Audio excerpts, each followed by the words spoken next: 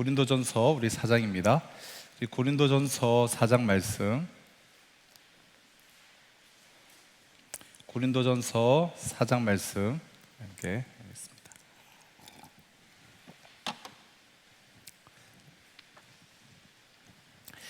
네, 다 찾으셨죠? 네, 고린도전서 4장 우리 전체인데요.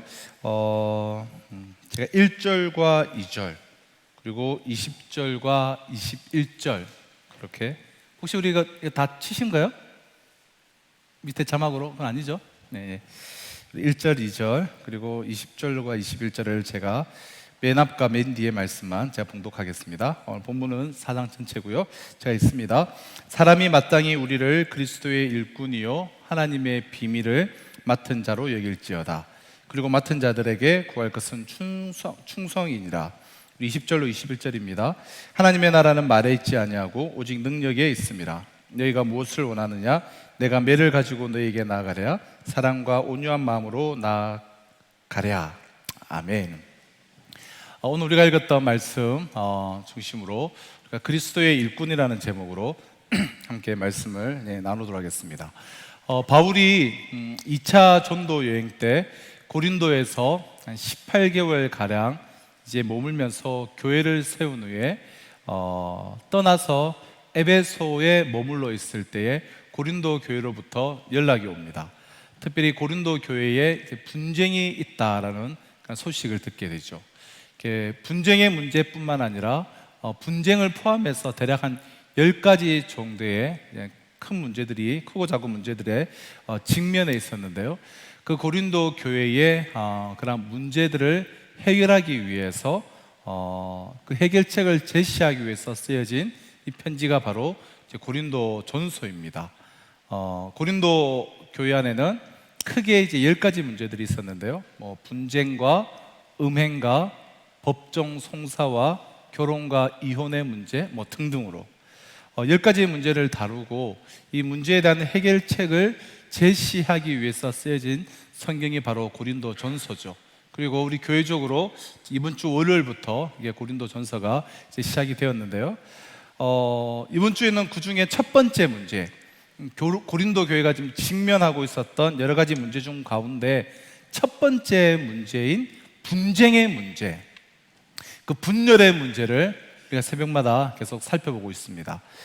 분쟁의 문제는 1장에서 4장에 걸쳐서 이 교회의 분쟁의 문제에 대해서 나오는데, 그러니까 맨 처음에 10가지 문제 중에 맨 처음으로 이 분쟁을 다루고 또 가장 많은 지면을 할애해요.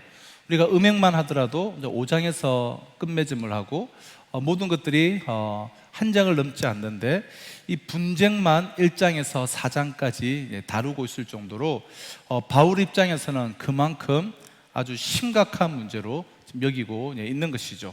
자, 오늘 본문은 이 분쟁, 교회의 분란, 다툼, 분쟁에 대한 바울의 마지막 가르침인데요. 왜 고린도 교회의 성도들이 나뉘어져서 분쟁하고 분열했는가? 이 핵심은 지도자의 문제였어요. 그러니까 지도자로 인한 문제. 어느 지도자를 따를 것이냐? 바울이냐, 아볼로냐, 베드로냐?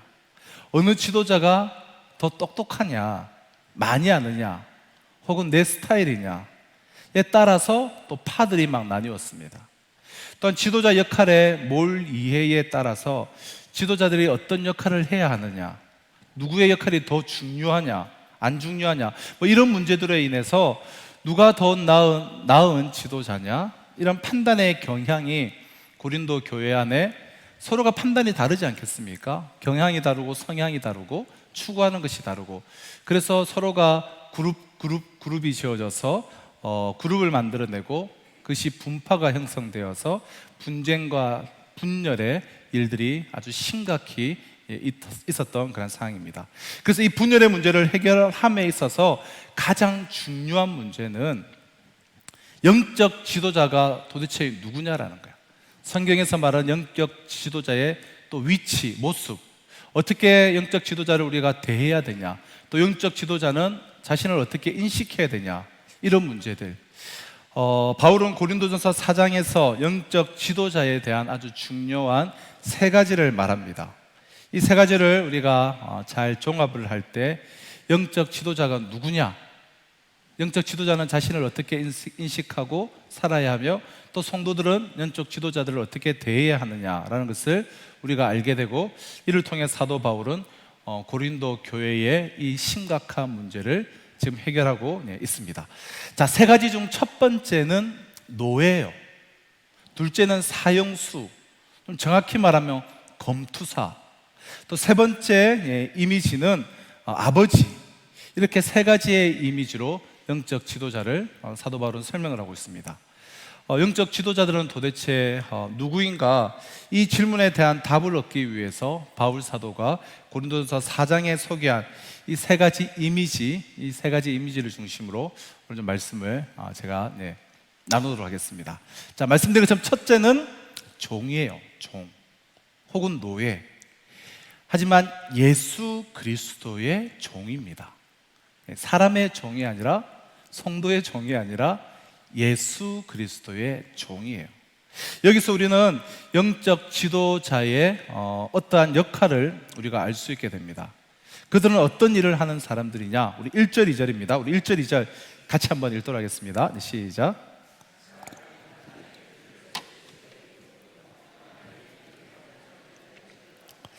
그리고 맡은 자들에게 구할 것은 충성이라. 자, 지금 종과 관련해서 이 두 가지 표현이 등장을 하고 있죠. 그리스도의 일꾼이요, 또 하나는 뭡니까? 하나님의 말씀을 맡은 자. 일꾼이요, 맡은 자다. 먼저 일꾼이다라는 표현을 우리가 한번 생각을 해보면, 로마 시대에 이 군함 있지 않습니까? 군함, 전투함 같은 이 큰 배들이 있으면 이 배 맨 아래 밑창에는 노예들이 있었습니다. 특별히 이게 노를 젓는 사람, 헬라어로 히페레테스라는 단어인데요, 여기서 이 일꾼이라는 말이 나옵니다. 영어로는 아래층에서 노를 젓고 있는 사람이다라고 해서 언더 롤, 아래층에서 노를 젓는 사람이다. 여러분 영화 배너를 보신 분들은 다들 잘 아실 것이라 생각하는데요, 배너가 이제 노예가 되죠. 일시적으로 노예가 되어서 배 밑창에 들어가서 열심히 다른 노예들 틈에 끼어서 노를 젓는 장면을 우리가 떠올릴 수가 있을 것입니다.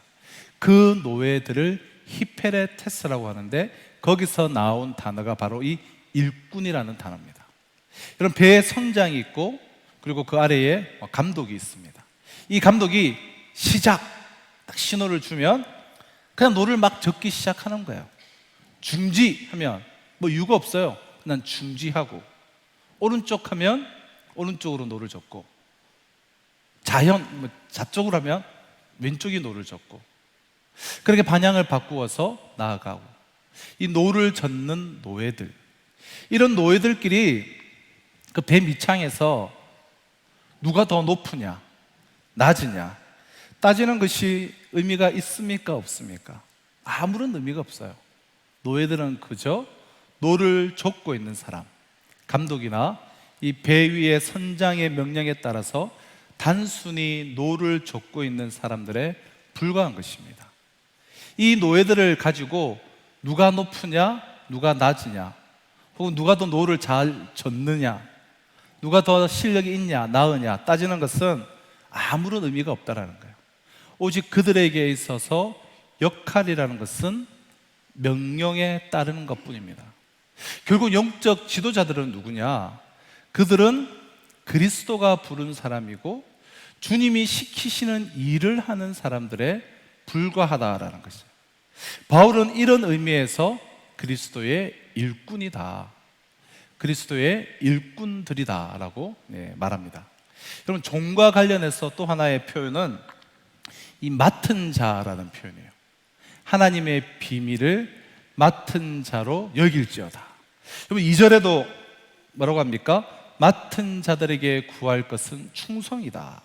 맡은 자들, 이제 헬라어로 오이코노모스라는 단어인데요, 영어로 번역을 하면 이제 하우스 매니저, 하우스 키퍼, 즉 집을 지키는 사람, 집을 관리하는 사람, 이런 뜻이죠.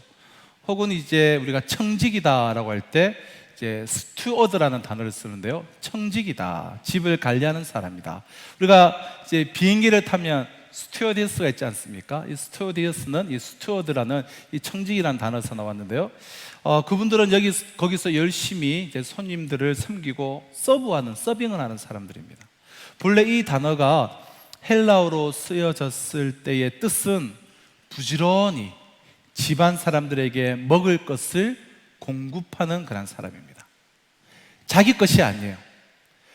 다 주인의 양식이지만 주인이 맡겨준, 주인이 분배하는, 배급하는 양식을 잘 받아가지고 제때의 양식을 부지런히 공급하는 사람, 그게 바로 맡은 자라는 거예요.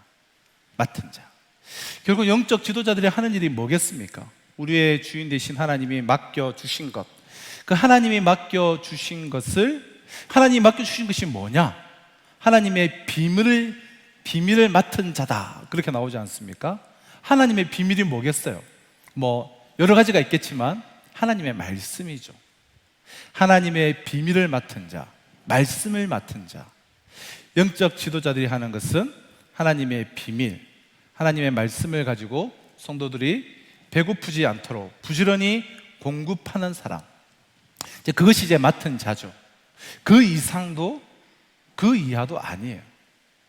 특별히 자기가 양식을 이제 만들어내는 사람, 그런 사람이 아니에요.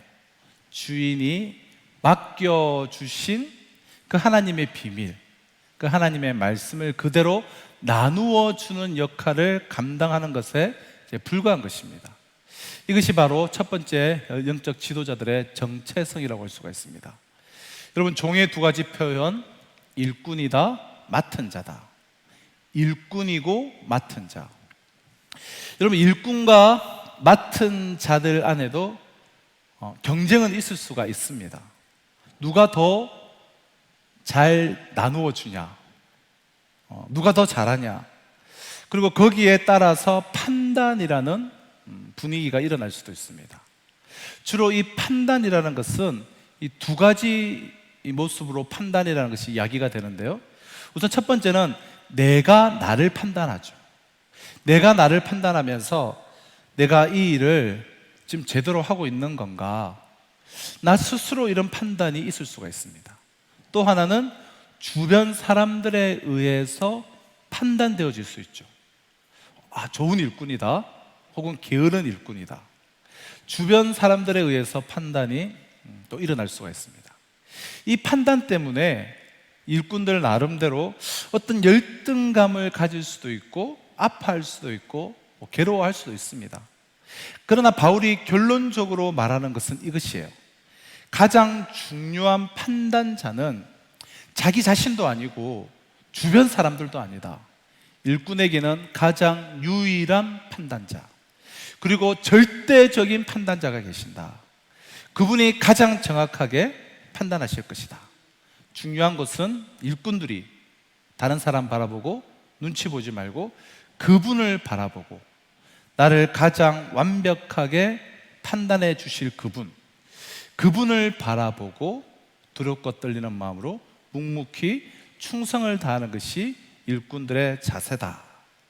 그럼 자꾸 주변 사람들이 자꾸 때가 이르기 전에 일꾼을 판단하게 되면 그 일꾼들 힘만 빼게 됩니다. 하나님께 맡기고 기도해주고, 또 하나님의 때에 일꾼들이 올바른 판단을 하나님 앞에 받을 수 있도록, 세워줄 수 있도록 돕는 것이 이 주변 사람들, 영적 지도자들을 바라보는 시각이어야 한다는 것을 사도 바울은 여기서 지금 강조하고 있는 것이죠. 자, 이 두 가지 잘못된 판단, 자기가 자기를 판단하려는 경향, 또 주변 사람들에 의해서 객관적이지 못한 혹은 정확하지 못한 판단을 받을 때에 이것을 어떻게 극복해 나갈 수가 있느냐, 그게 바로 3절로 4절 말씀입니다. 우리 3절 4절 말씀을 같이 한번 읽어보실까요? 네, 시작. 너희에게나 나도 나를 판단하지 아니하노니 내가 자책할 아무것도 깨닫지 못하나 이로 말미암아 의롭다함을 얻지 못하노라. 여기까지. 자, 여러분, 그런데 오해하지 말아야 할 것은 어떤 반성이나 평가의 그 무용론을 바울이 지금 여기서 주장하는 것은 아니에요. 일꾼들이 서로 모여서 이 교육적인 의미에서 서로를 평가한다는 것, 이것은 자기 발전과 성숙을 위해서 필요한 하나의 과정입니다.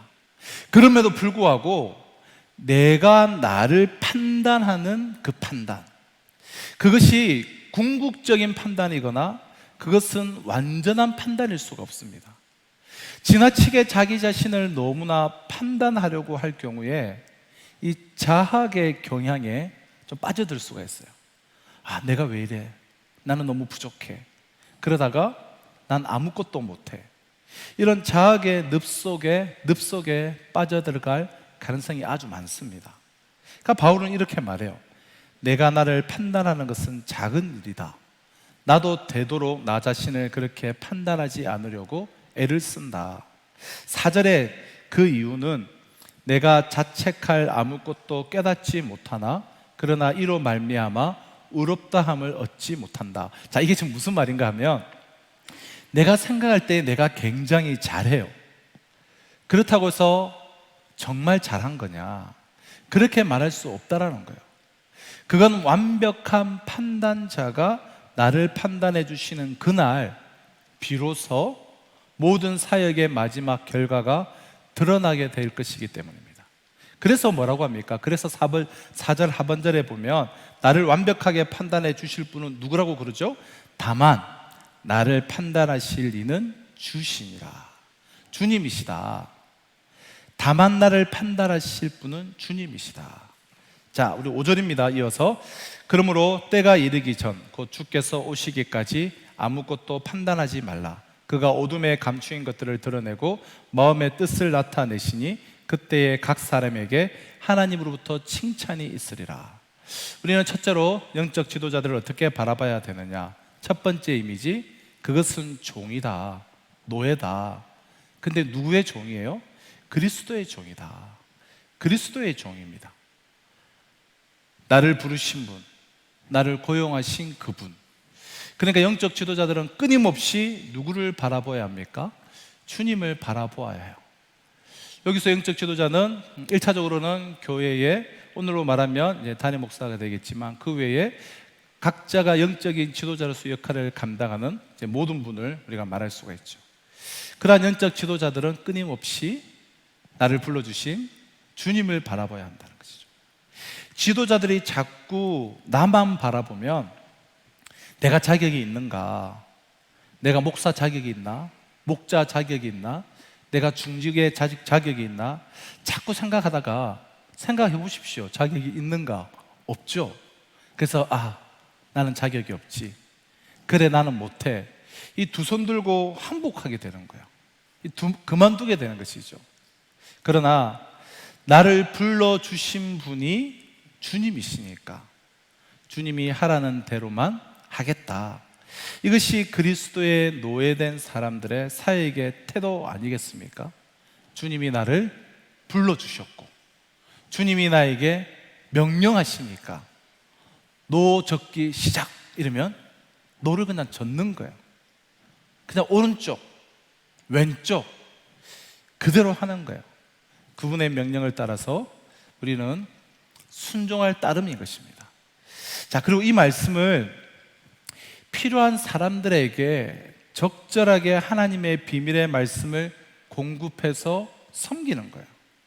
묵묵히 그 일을 최선을 다해서 충성스럽게 감당을 한다면 주님 오시는 그날 주님이 나에게 상급을 주실 줄로 믿습니다. 때로는 사람의 칭찬이 없다 하더라도, 그래서 내가 실망되는 순간이 있어도 실망하지 말 것은 그분이 마지막 날 나에게 칭찬해 주실 것을 믿을 수 있어야 하죠. 그것이 영적 지도자의 모습입니다. 자, 영적 지도자의 두 번째 이미지는 사형수인데요, 여기서 우리는 영적 지도자들에 대한 고난의 측면을 우리는 발견하게 됩니다. 그의 고난, 피할 수 없는 어떤 고난, 모든 영적 지도자들이 반드시 겪어야 할 어떤 고난을 우리는 두 번째 이미지를 통해서 볼 수가 있습니다. 우리 9절로 10절입니다. 내가 생각하건대 하나님이 사도인 우리를 죽이기로 작정된 자같이 끄트머리에 두셨음에 우리는 세계 곧 천사와 사람에게 구경거리가 되었노라. 우리는 그리스도 때문에 어리석으나 너희는 그리스도 안에서 지혜롭고 우리는 약하나 너희는 강하고 너희는 존귀하나 우리는 비천하여. 이전 성경에 보면, 개역 한글에 보면 내가 생각컨대 하나님이 사도인 우리를 죽이기로 작정한 자같이 미말에 두셨도다. 맨 마지막에 두셨다.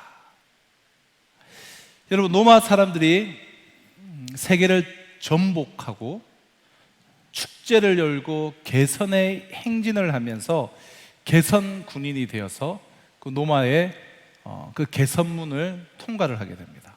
입성을 합니다. 장군으로부터 시작해서 쭉 줄을 지어서 한호를 받으며 입장을 하게 되겠죠.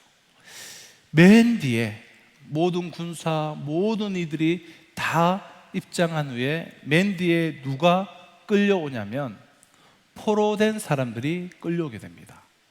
다 죽을 사람들이에요.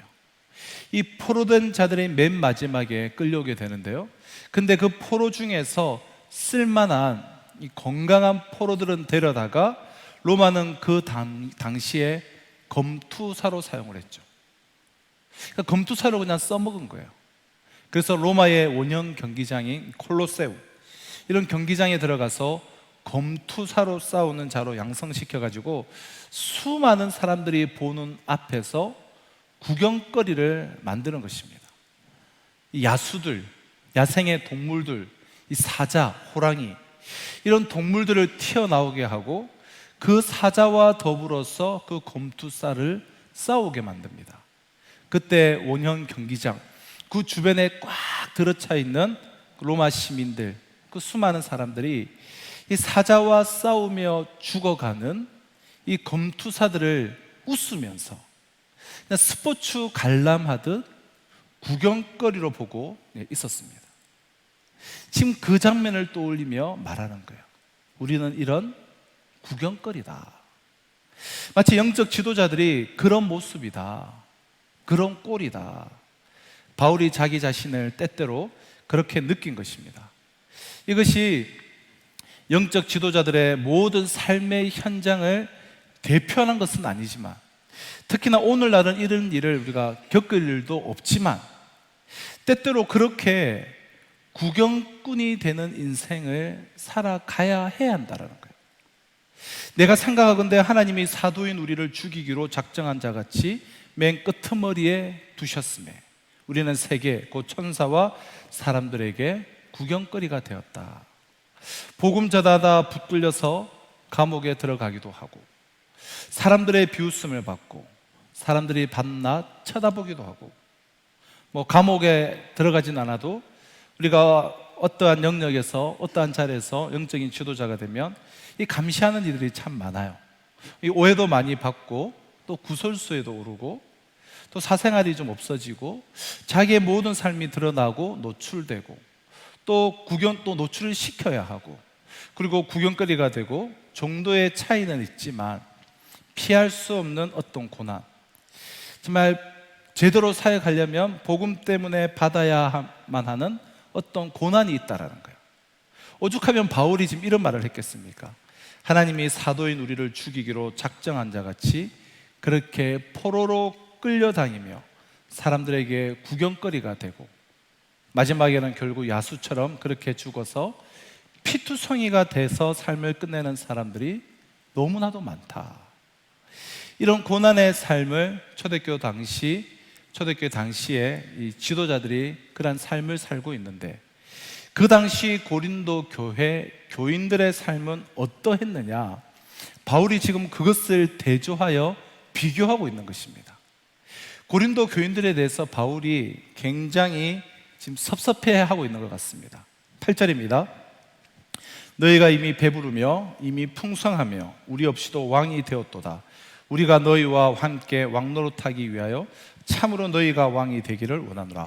지금 이렇게 어떻게 보면 이제 비꼬는 표현일 수가 있는데요, 사도들은 복음 때문에 이런 고난을 받고 역경 속에서 고생을 하고 있는데, 고린도 교인들의 상태가 바울이 봤을 때에 지금 어떻게 느꼈냐면, 너희들은 이미 그래 배부르구나, 너희들은 이미 부유하다, 그래서 너희들은 왕노릇하려고 한다. 모여서 밤낮 지금 고린도 교회 성도들이 뭐 하고 있습니까? 왕노릇, 재판장 노릇하고 있는 거야.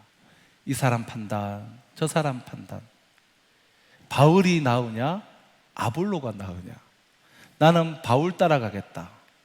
누구는 베드로 따라가겠다. 베드로는 예루살렘에 있는데, 예. 이 바울과 베드로는 전혀 그런 생각도 하지 않고 있는데, 교인들 스스로가 나뉘어서 영적 지도자를 판단하고 분란을 일으키고 있습니다. 이 배부른 모습처럼 앉아서 복음을 위해서 싸우고, 나가서 전도하고, 사람 살리고 영혼을 구원하고, 이 사랑방 모임하고, 서로 섬기고, 그 일을 하기도 바쁜데 그런 일은 안 하고, 그런 일은 안 하니 힘은 남죠. 에너지는 남고, 그러니 앉아서 이 사람 저 사람 판단하고, 지도자들 판단하고, 이것이 당시 고린도 교인들의 모습이었다는 거예요. 오늘날 우리 가운데는 이런 분들은 안 계시죠. 네. 옛날에만 있었어요. 네. 초대교회만. 네. 지금은 초대교회 성도들보다 훨씬 우리들 수준이 높기 때문에 이런 분들은 이제 계시지 않죠. 네. 복음을 전하는 사람들이, 영적 지도자들이 이런 고난을 꼭 받아야 하는 것은 아닙니다. 게다가 지금은 그런 고난의 시대도 아니고요. 그러나 피할 수 없이 받아야 하는 어떤 고난에 대한 각오와 결단은 모든 영적 지도자들에게는 반드시 있어야만 한다는 것이죠. 우리가 예수의 제자라면 우리 주님보다 우리는 나을 것이 없지 않습니까? 우리 주님도 고난의 길을 가셨는데, 그러나 고난으로 끝난 것은 아니에요. 고난 건너편에 영광이 기다리고 있었어요. 그러나 영광이 앞서서 예수님은 십자가를 지셔야만 했습니다. 십자가는 고난, 그리고 그 후에 예비된 그 영광을 보여주고 있습니다. 우리는 영광을 원하지만 고난을 원하지 않습니다. 십자가는 더더욱 원하지 않습니다. 그러나 우리가 예수 그리스도의 제자들이라면, 나는 그분을 따라가는 사람이라면, 복음을 위해서 살아가는 어떤 모습이든, 우리가 어떠한 모습으로 살아가든 내가 영적인 지도자들이라면, 우리는 가정에서 우리의 자녀들의 영적인 지도자예요. 그리고 교회에서 이 모양 저 모양으로 어떠한 그룹을 맡고 있던 우리는 영향력을 미치는 영적인 지도자들이죠. 내가 이렇게 복음을 위해서 살아가는 영적 지도자들이라면 우리는 고난에 대한 결단과 각오가 있어야 합니다. 이때처럼 그런 고난은 없지만, 그래도 그러한 것들도 나는 받더라도 당당히 나아가겠다라는 각오는 있어야 되는 것이죠. 구경거리 정도가 아니라 바울이 지금 어떻게 느꼈냐면요, 우리 13절입니다. 비방을 받은 즉 권면하니 우리가 지금까지 세상의 더러운 것과 만물의 찌꺼기 같이 되었도다. 바울은 지금 또 두 가지 표현을 쓰는데요, 당시 헬라인들, 즉 그리스인들이 제일 싫어했던 두 가지가 있는데, 하나는 먼지고 또 하나는 때였습니다. 때, 몸에서 나오는 때. 자신을 먼지와 때라고 표현합니다. 지금 그런 표현을 쓰고 있어요. 세상의 더러운 것과 만물의 찌꺼기가 되었다. 때로는 세상의 더러운 것 취급을 받고, 먼지 취급을 받고, 만물의 찌꺼기 같이 되었다. 그런 취급을 받을 때도 있었다라는 거예요. 그러나 그럼에도 불구하고 지금 어떻게 했다는 말입니까? 비방을 받은 즉, 그는 비방을 당하면서도 권면하니, 또 12절에는 또 수고하여 친히 손으로 일을 하며 모욕을 당한 즉 축복하고 박해를 받은 즉 참고, 모욕을 당해도 축복하고 박해를 받은 즉 참고 견디고 참으면서 그리스도의 복음을 위해서 일하고 있었다. 이것이 바울의 고백이에요. 여러분, 사역을 하다 보면 칭찬을 받을 때도 있고, 또 격려를 받을 때도 있고, 또 공격을 받고 낙심을 할 때도 있죠. 너무나 억울하다고 생각되면 도망가고 싶은 생각도 나고, 어떤 때는 그냥 그만두고 떠나고 싶기도 하죠. 내가 왜 이런 대접을 받고 이런 이야기나 들으면서 막 도망가고 싶어요. 내가 왜 목사를 해가지고 목사를 안 했으면 이럴 필요가 없는데, 이런 생각이 들 때가 있죠. 우리 모두는 또한 영적인 지도자이기 때문에 여러분들도 다 마찬가지일 거예요. 교사로, 또 구역장으로, 목자로 사랑방에서 열심히 사역하고 섬기다 보면 가끔씩 이런저런 또 싫은 소리를 오히려 듣게 되고, 원망을 듣고, 또 가슴 아픈 일을 경험하다 보면 내가 이거 괜히 목자 해가지고 고생을 한다, 그런 생각이 들 때가 있어요. 그만두고 싶을 때가 있고. 그러나 우리 주님이 고난을 받으셨다면, 내가 진짜 그의 제자라면, 우리가 나중에 얻을 그 놀라운 영광을 우리가 바라보는 사람들이라면, 이만한 고통과 고난은 견딜 수 있어야 하지 않겠습니까? 고통을 통과할 각오가 되어 있지 않는 사람은 그리스도의 제자일 수는 없습니다. 바울의 고백처럼 나는 구경거리처럼 취급을 당한다, 죽이기로 작정된 사람처럼, 사형수처럼 취급을 받는다. 그러나 나는 축복하겠다, 나는 참겠다, 견디겠다, 복음을 위해서.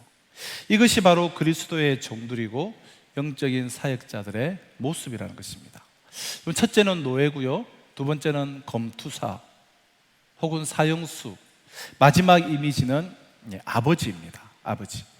바울은 이때 나이가 그리 많지 않은데요, 저랑 비슷했을 것 같아요. 50이 아직 안 되었으니까요. 이 고린도 교인들과의 사이에 있어서 그런데 스스로를 아버지라고 부릅니다. 14절, 15절 우리 같이 한번 읽어보실까요? 우리 같이 읽겠습니다. 시작. 내가 너희를 오직 너희를 내 사랑하는 자녀같이 그리스도 안에서 일만 스승이 많으되 아버지는 많지 아니하니 그리스도 예수 안에서 내가 복음으로써 너희를 낳았습니다. 자, 15절에 그리스도 안에 일만 스승이 있으되, 무슨 말입니까? 지금 고린도 교인들에게 너희들에게 좋은 영향을 주는 많은 스승들이 있을 수가 있다. 그렇죠. 우리가 삶을 살아가다 보면 나에게 깨우침을 주고 도움을 주는 많은 스승들이, 선생님들이 우리 주변에 있을 수가 있습니다. 그러나 너희들과 나와의 관계는 특별한 관계가 아니냐. 바울이 고린도에 가서 처음으로 복음을 전했고, 교회를 세웠고, 말씀을 가르쳤고, 그래서 바울과 고린도 교회 성도들의 관계는 그냥 영향을 미치는 선생님과의 관계 정도가 아닙니다. 내가 너희들에게 복음을 전했고 예수 그리스도를 영접했고 하나님의 자녀가 되었다면 일종의 내가 영적인 아비와 같은 자리에 있는 것이 아니냐. 지금 바울이 지금 존경을 받고 싶어서 이런 이야기를 하는 것이 아니에요. 그러기 때문에 내가 너희를 책망할 수가 있다는 것이죠. 그 책망을 받겠느냐, 지금 이 말을 하고 있는 거예요. 고린도 교회 교인들은 많은 문제를 지금 경험하고 있었습니다. 그들이 문제를 넘어서서 성숙하기 위해서는 그들에게 주어진 충고나 이 따끔한 교훈을 그들이 제대로 수용할 수가 있느냐. 그래서 바울이 말하기를 내가 영적인 아비라면 내 책망을 받아달라. 지금 이 이야기를 하고 있는 것입니다. 여러분, 21절입니다. 너희가 무엇을 원하느냐? 내가 매를 가지고 너희에게 나아가랴. 사랑과 온유한 마음으로 나아가랴. 너희가 무엇을 원하느냐라는 거예요. 내가 매를 가지고 나아가랴. 사랑과 온유한 마음으로 나아가랴. 20절에는 뭐라고 합니까? 하나님의 나라는 말에 있지 아니하고 오직 능력에 있다. 왜 이런 말을 합니까? 갑자기 고린도 교인들은 그냥 말만 많이 하고 있었습니다. 중요한 것은 말에 있지 않고 능력에 있다. 여기서 능력이란 의미는 삶이란 의미입니다. 너희들의 삶이 중요한 것이다. 하나님의 능력이 너희들의 삶을 바꾸어 놓은 그 흔적을 가지고 인생을 사느냐라는 거예요. 삶은 바꾸어지지 않았는데 말만 많은 거예요. 말만. 우리 교회는 말고요. 저기 미국에 삶을 통해 성숙을 나타내 보이지는 못하고 판단만 하고 비판만 하고 이런 분위기를 유도하는 이들이 있었다라는 거예요. 오늘 새벽 본문 3장 1절로 3절을 보면 육신에 속한 자다, 어린아이다 라고 그렇게 이 분열을 일으키는 자들을 아이다, 애라서 시끄럽게 떠드는 것이다, 이렇게 이야기를 하는데요. 여러분, 어린아이와 같이 성숙하지 못했기 때문이기도 하지만 바울은 그것이 또한 교만함 때문이라고 지금 말하고 있습니다. 교만함. 고린도 교인들의 교만이라고 말합니다. 18절입니다. 어떤 이들은 내가 너희에게 나아가지 아니할 것 같이 스스로 교만하여 졌으나. 여러분, 고린도 전서는 물론이고 서신서 곳곳에서 바울은 아주 여러 번 이 교만에 대해서 참 강조를 많이 합니다.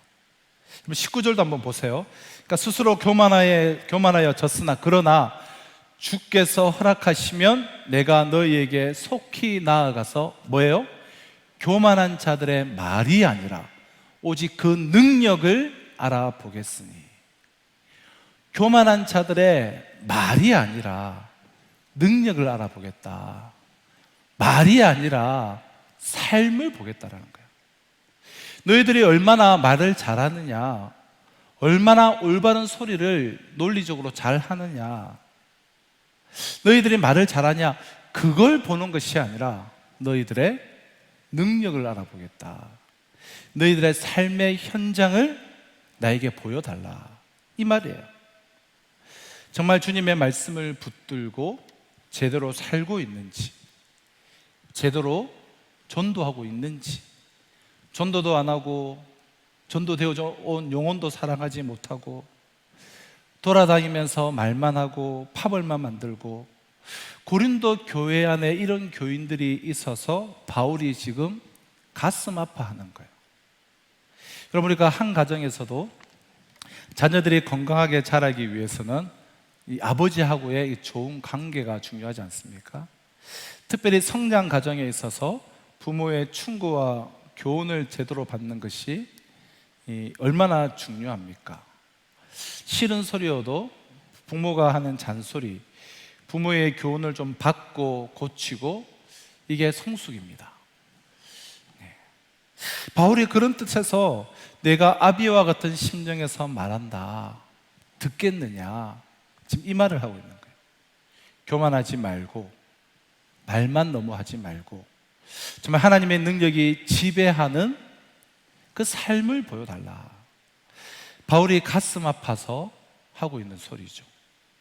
지도자가 전하는 말씀을 붙들고 살아가기보다 바울이, 복음은 바울이지, 바울이 십자가 복음을 잘 전해, 아볼로가 논리적으로 깔끔하게 설교를 해, 베드로가 열정적으로 설교를 더 잘해, 앉아서 영적 지도자 판단을 하고 따지고 앉아있는, 이게 그 당시 고린도 교회 교인들의 현장이었습니다.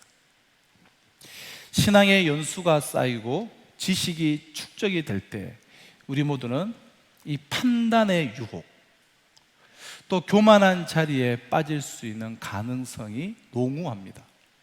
중요한 것은 내가 얼마나 위대한 설교를 들었느냐가 아니라 그 설교를 붙들고 어떻게 사느냐가 중요한 것이죠.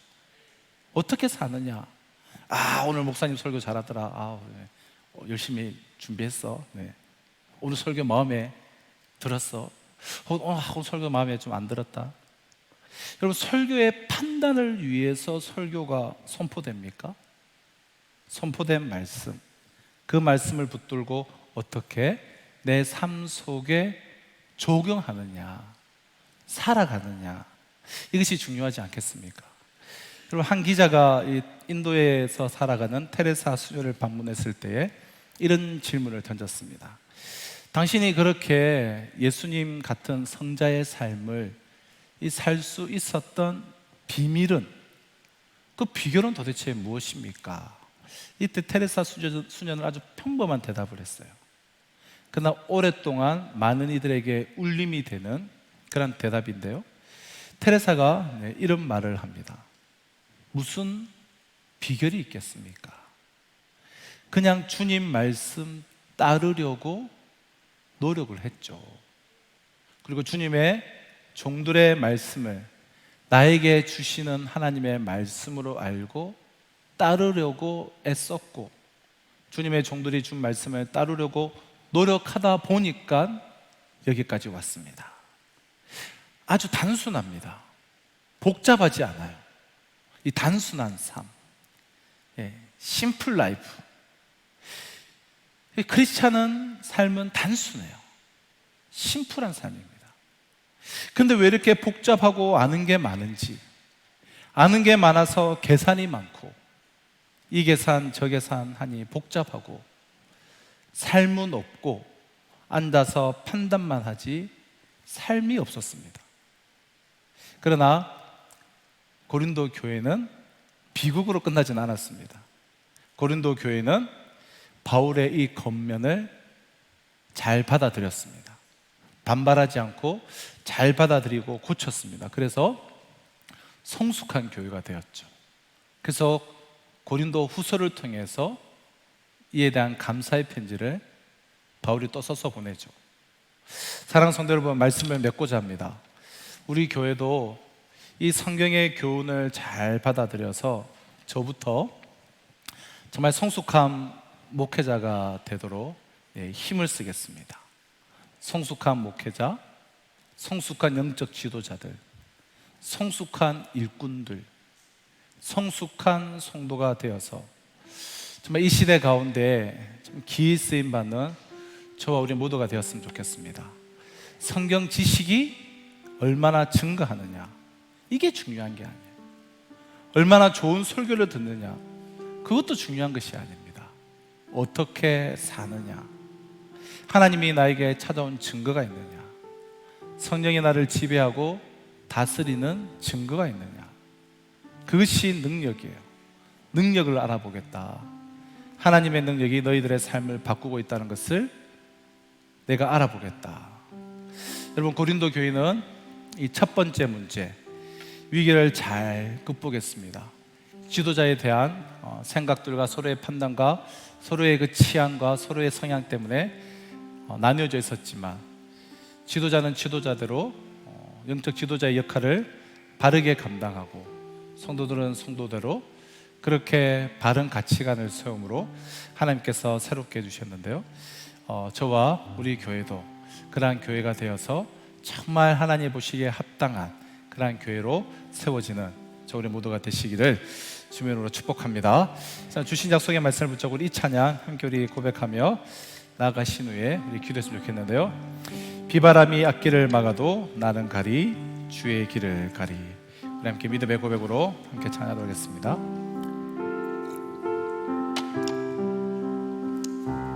비바람이 앞길 막아도 나는 가리 주의 길을 가리. 눈보라가 앞길을 막아도 나는 가리 주의 길을 가리. 이 길은 영광의 길, 이 길은 영광의 길, 이 길은 승리의 길.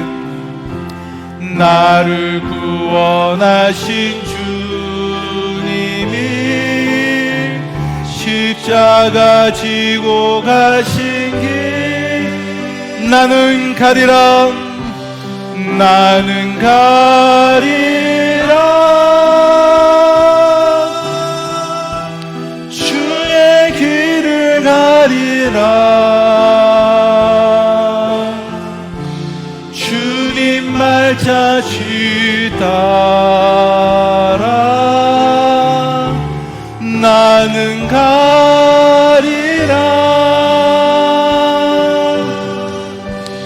나는 가리라 주의 길을 가리라 주님 말자취 따라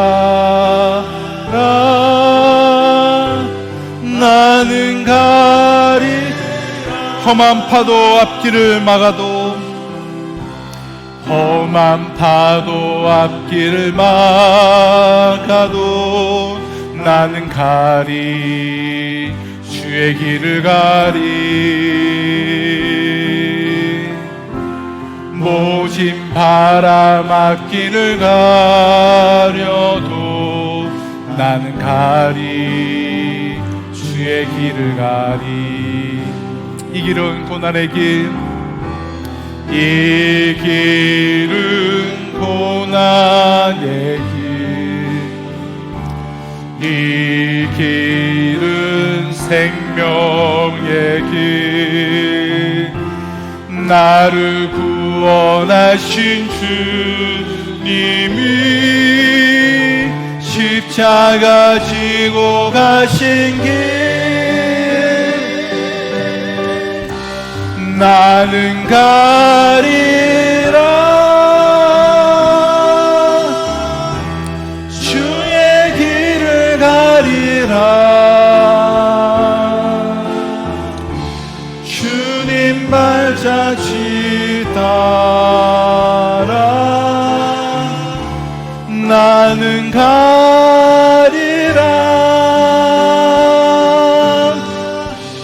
나는 가리라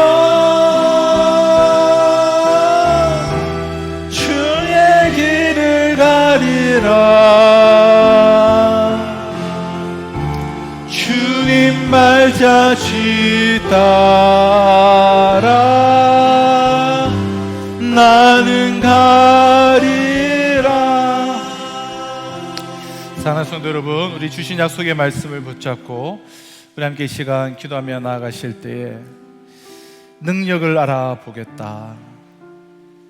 하나님의 능력이 너의 삶을 바꾸고 있다는 것을 내가 알아보겠다. 잘난 척하지 말고 괜히 돌아다니면서 파벌이나 만들고 싸우고 돌아다니지 말고 겸손하게 말씀 붙들고 회개하고 주님 닮아가고 여러분 고린도 교회 성도들은 위기를 잘 극복했습니다. 그들은 회개했습니다. 사도의 말을 하나님의 말씀으로 받았습니다. 아비의 말처럼 받았습니다. 그리고 회개하고 새로워졌습니다. 하나님 우리도 그러한 자세로 한평생의 신앙생활을 할 수 있도록 도와주시옵소서. 말씀만 아는 자, 그래서 교만한 자, 지식은 우리를 교만하게 한다고 그랬는데 교만한 자가 되는 것이 아니라 이 말씀을 붙들고 내가 변화되는 삶의 흔적을 보여주는 그런 능력의 사람이 될 수 있도록 주여 도와주시옵소서. 주여 은혜를 내려 주시옵소서. 우리 주신 약속의 말씀 붙잡고 결단의 기도, 다짐의 기도, 하나님의 은혜를 구하는 기도로 우리 기도하신 후에 또 가지고 오신 기도 제목으로 우리 금요 이 저녁의 시간 너무나 중요한 시간입니다. 여러분 우리 매주 이 시간 우리가 깊이 부르짖고 여러분 새벽에는 우리가 부르짖지 못하고 조용히 묵상을 기도했다면 우리가 일주일에 한 번 이 시간에 모여서 우리 뜨겁게 나의 모든 마음의 아픔들 고통들 하나님 은혜 내려주시고 살려주시옵소서. 우리 부르짖는 기도의 시간이 됐으면 좋겠습니다. 우리 처음 부르시고 함께 기도하신 후에 우리 각자가 주신 기도 제목으로 기도하시고 우리 자유롭게 기도하도록 하겠습니다. 우리 함께 주여 부르시고 기도합니다. 주여